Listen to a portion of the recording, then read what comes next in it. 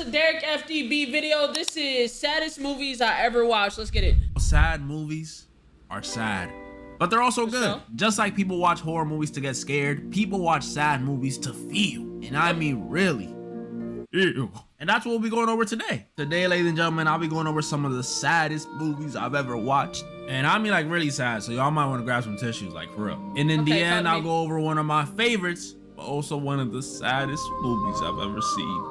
Talk to me. And if we talking about sad movies, I gotta talk about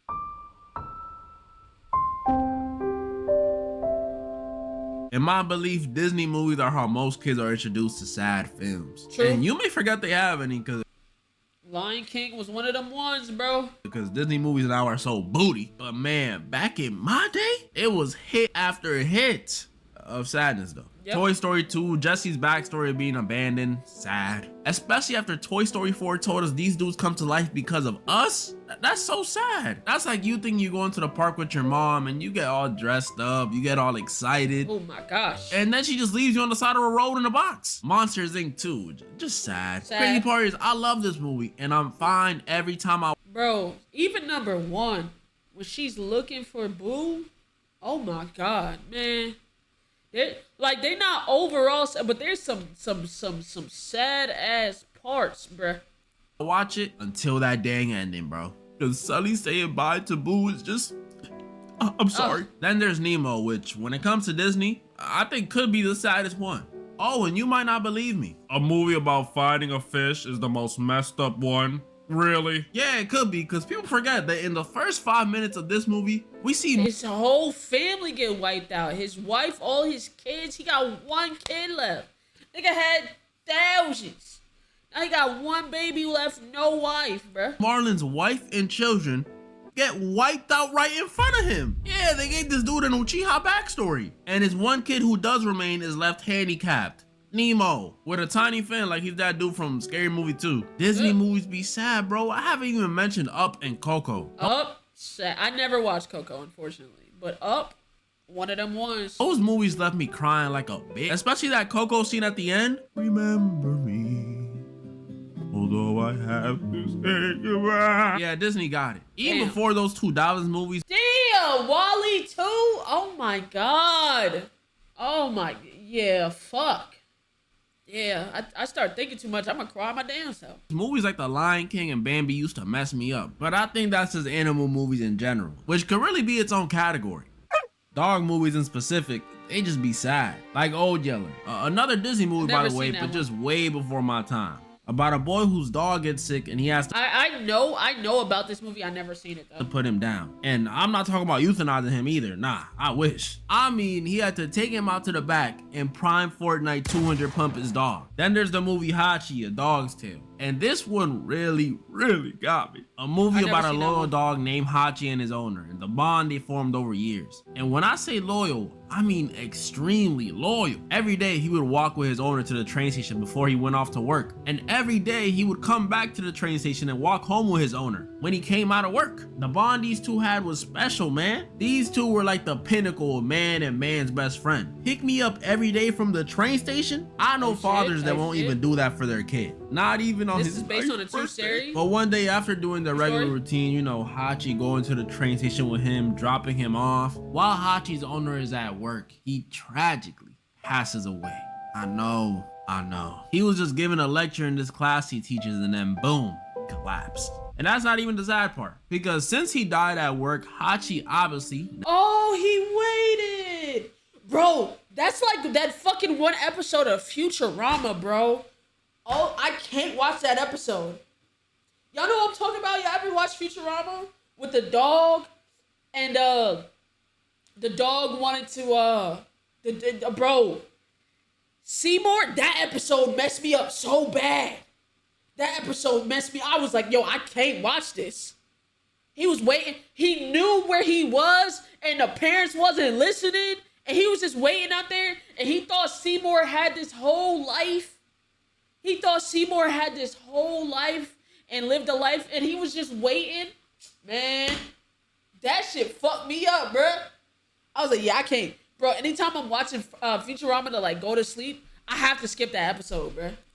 never knew. I mean, how would he? Was they gonna call him? And since he never knew, he sat there waiting at the train station for him to come back from work for 10 years. Damn. Yeah, Hachi came back every single day waiting for his owner to come back from work for a literal decade. And he's a dog, so obviously he doesn't know his owner is dead no matter how many people tell him. He just feels him missing. In his mind, his owner just isn't coming home. Dang.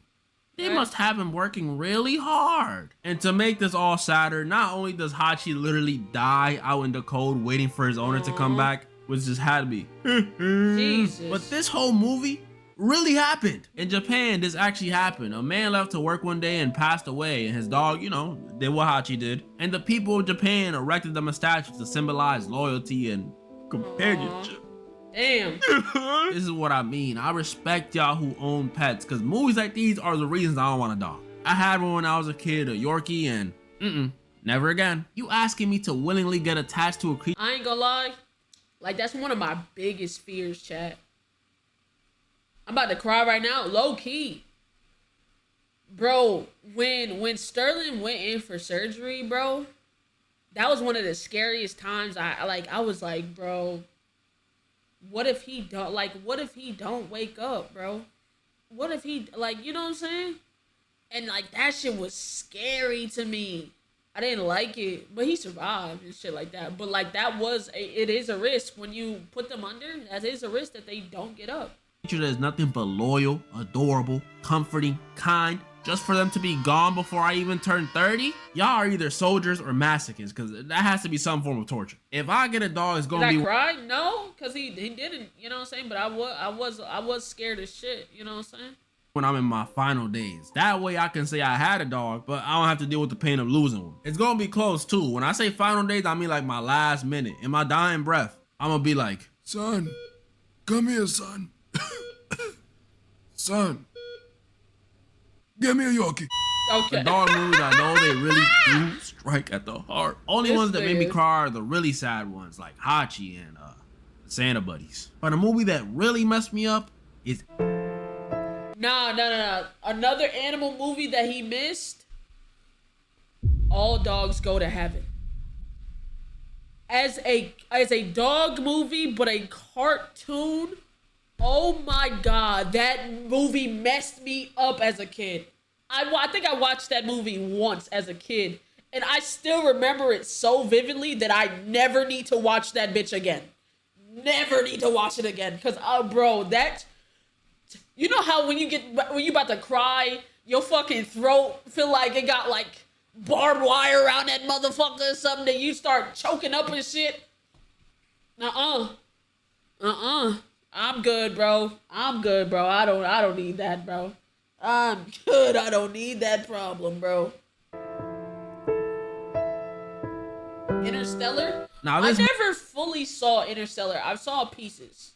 Movie, not gonna lie, was gonna be the one I put as the saddest for the vid, but I got reminded of another movie that literally scarred me, so this one gonna have to hold second place. But don't get that confused. This movie is still very, very sad. And also, one of my favorites. Seriously, if you've never seen it, please do not let one of my videos be your first experience with it. Please. So Interstellar. I already know the lore and like the backstory and everything. Like, I'm not new to what Interstellar was. I think, you know what, I might fuck around and watch it on Patreon. Hey chat, a little Patreon plug. Now that the room is set up, oh my God. But I never, like, I know what the story's about. I kind of, like, I know how it ends, but I've never seen it front to back. I've always seen pieces. A movie where we follow this NASA pilot. I Am Legend is another one too. Named Cooper and his two kids, his daughter Murph and his son, Timothy Chalamet. They live on Earth just like me and you in the year 26. Oh my goodness. Only with a small difference, a tiny one. Their Earth is ruined. They got some scientific explanation for it in the movie, but to sum it up, their Earth is dusty. It's ashy, nothing can grow, and it's looking like the Earth is doomed. Until one day, there's some good news. This same dust that's ruining the Earth creates a message on the ground that Cooper decodes, and he uses that to find NASA's secret base. How the dust did that, I'm not going to explain now, but it did it. And this British NASA professor tells Cooper there's still a chance to save the human race. Tight shit. Oh, that's great. what do I gotta abandon your kids?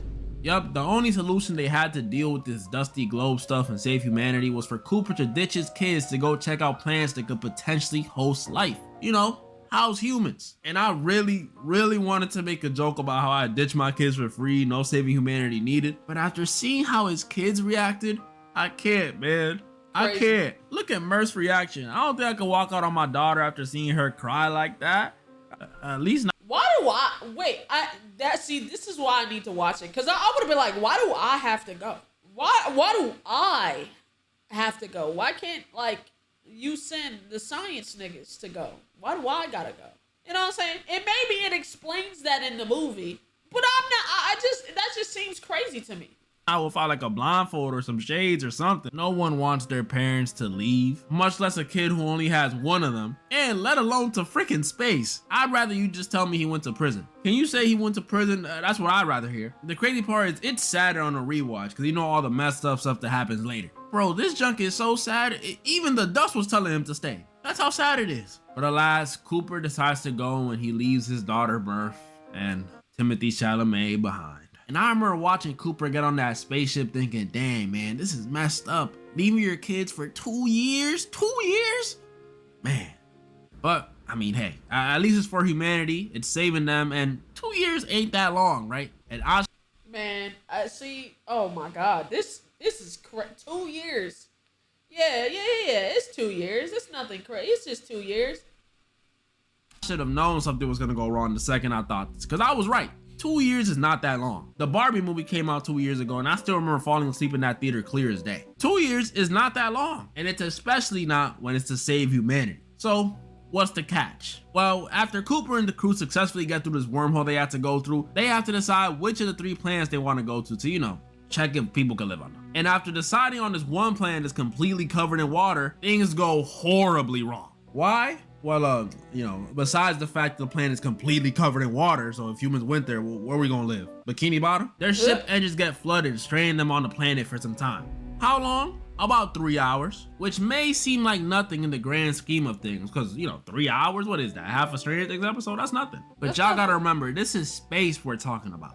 Space got different rules than Earth, as we know. So when they thankfully get their engines working again and get back onto the main ship, the dude that stayed on board informs them that yeah, that may have been only a bit of time for them, but thanks to space and gravity and relativity and all the science stuff, those 3 hours were actually 23 years. That shit is so crazy. When I see bits and pieces of that shit, and somebody was like, every time it's clicking is like a day or it was like a week or something.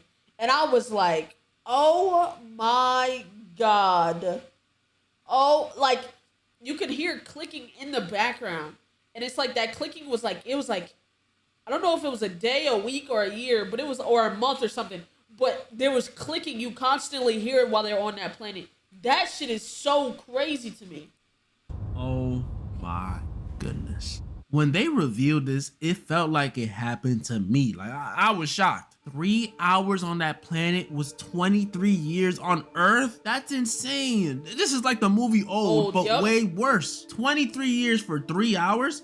That means a dude in the 30s could have landed on this planet, been there for about an hour, hour and a half, and he would have missed significant events. Come back to Earth confused. Germany did what? And it's not only crazy to think about, but this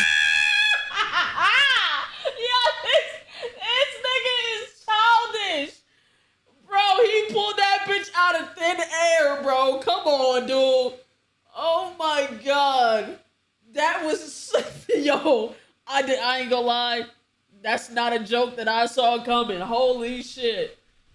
No, that was good. That was good. This reveal also leads to probably the saddest scene in the movie, when we have to watch Cooper review messages his kids left him over the last 23 years. Damn. And realize he pretty much missed out on their entire lives. Yeah. Ah, man, this hit me. Seeing how happy he was at first to see his kids, only for his smile to fade once he realized he wasn't able to be a part of any of it. Ah, it hurts. Their birthdays, their graduations, his son's wedding, the death of his father-in-law, the birth of his grandson, the death of his grandson, which just makes things even sadder. Damn. And even Murph's 35th birthday, which is, by the way, the same age Cooper was when he left. Even on a rewatch, bro, this is just a different level of messed up, bro. Like, if there was even a little part of me that might have seriously walked out on my future kids, after watching this scene, it's gone. It's gone. They can thank Interstellar. And it's crazy because for as sad as it is for Cooper, you know who I really feel bad for? The guy that waited for them on the spaceship. He waited on that craft for 23 years alone. And yeah, he did know.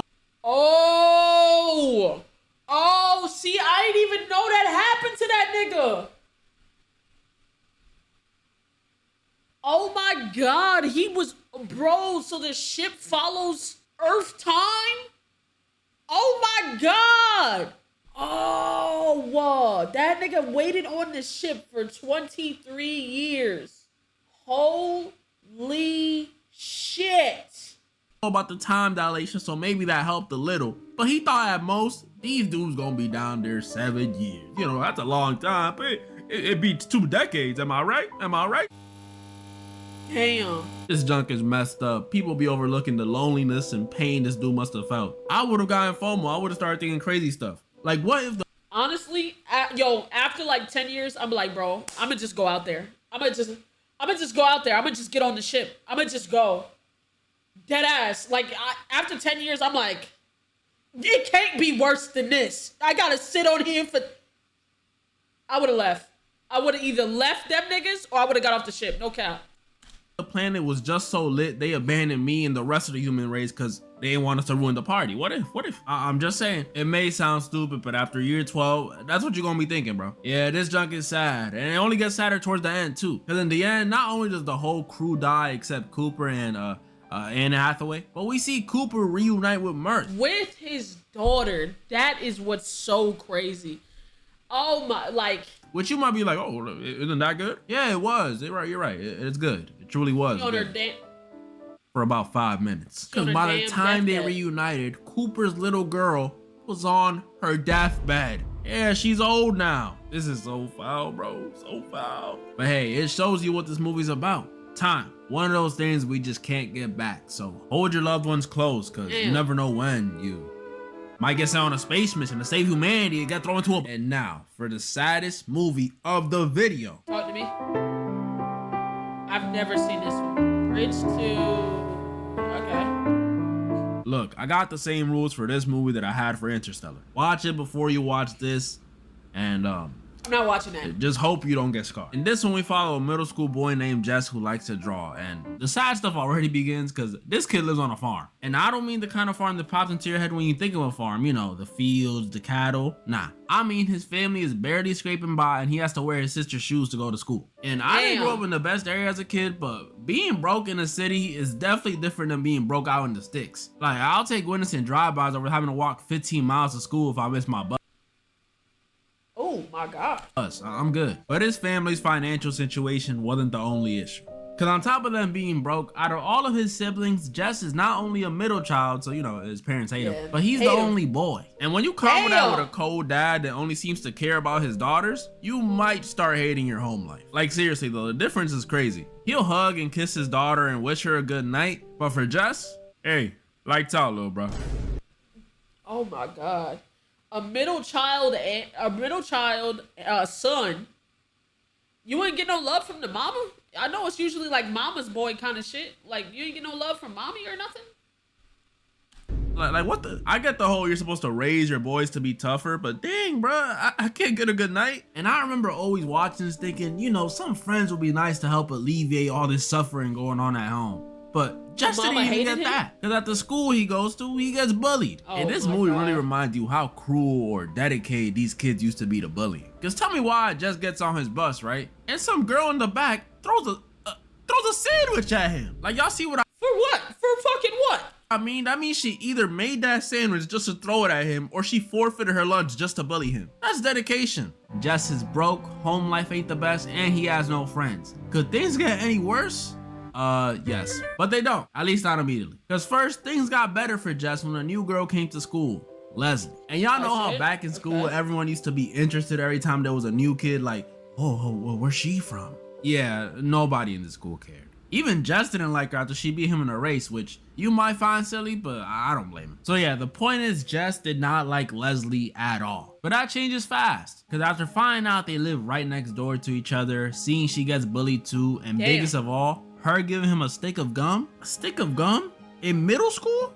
I knew some people that would do some wild stuff for a stick of gum. Jess and Leslie start to become sort of friends. And I say sort of because Jess was still a little closed off, a little hesitant. I don't know if it was the whole cooties thing or what, but you can tell Jess and Leslie were cool, but he wasn't gonna share his Spotify playlist with her. That is until one day after school, Jess and Leslie decide to explore these woods they live by, you know, for fun. Yeah, for fun. I love running around, getting bitten by mosquitoes, and coming home smelling like grass. I love that stuff. But while they're exploring and talking about, you know, kid stuff, they stumble upon this old rope dangling above a creek. And this rope may have looked like an ordinary rope, but after Leslie and Jess swing on it, Leslie says this rope will now be their bridge. Bridge to what, you may ask? Well, the bridge to the other side of the creek.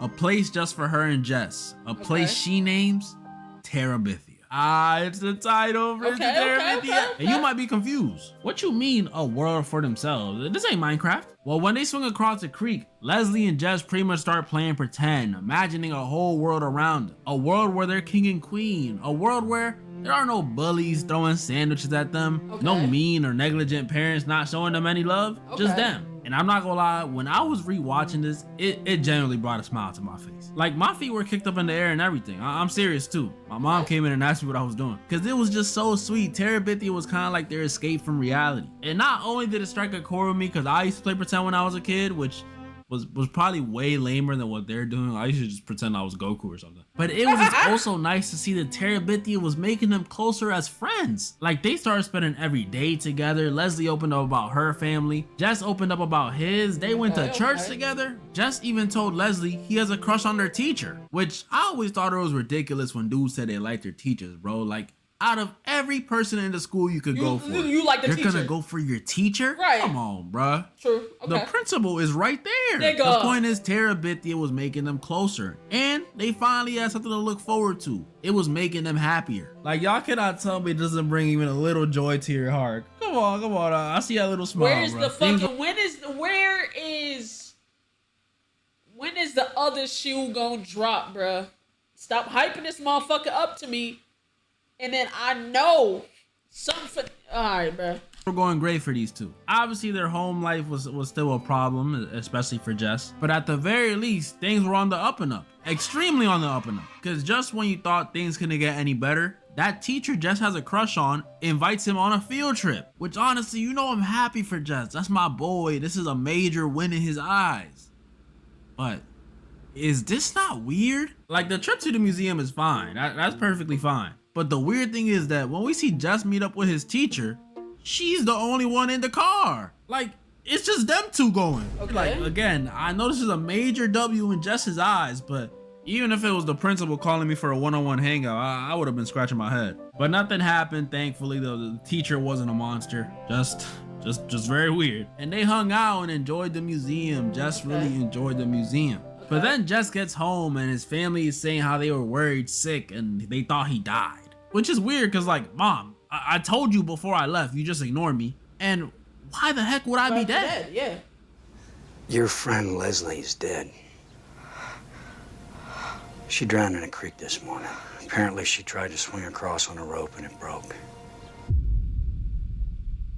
This movie takes the darkest of darkest turns. Oh! We find out Leslie, Jesse's newfound best friend, died.